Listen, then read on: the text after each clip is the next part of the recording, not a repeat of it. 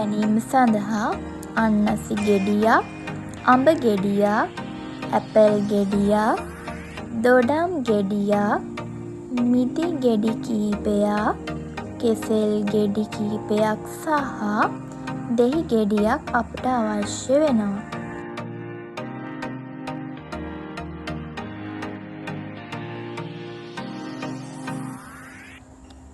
ඉන් අනතුරුව ඇපල් ගෙඩිය කුඩා කැබලි වලට කපා ගන්න.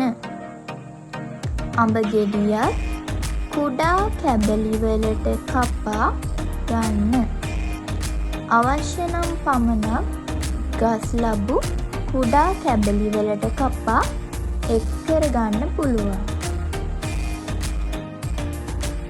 ලාවට ඉදුණු කෙසෙල් ගෙන කුඩා කැබලි වලට කපා ගන්න. ඉන්පසු රටින් හා පුහුල් දෝසි කැබලි වලට කපා එක් කර මිදි ගෙඩි කිහිපයක් කුඩාවට කපා එක් කර ගන්න.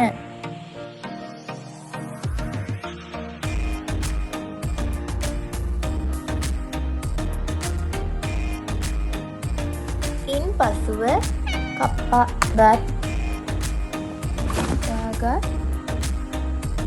ගස් ලබු අඹ රටේ ඉඳි පුහුල් දෝසි ආදිය හොඳින් එක් කර එයට දෙහි ස්වල්පයක්, වැනිලා මේස හැඳි දෙකක්,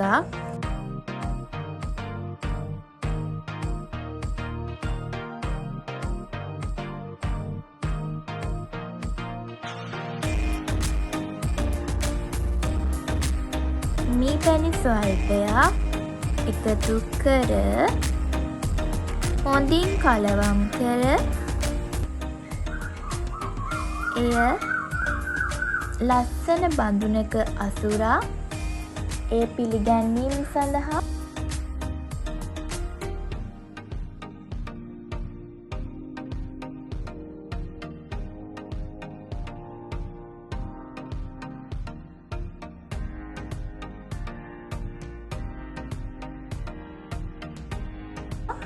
අයිස් ක්‍රීම් ආදියත් භාවිතා කර ඔබට පිළිගන්වන්න පුළුවන්.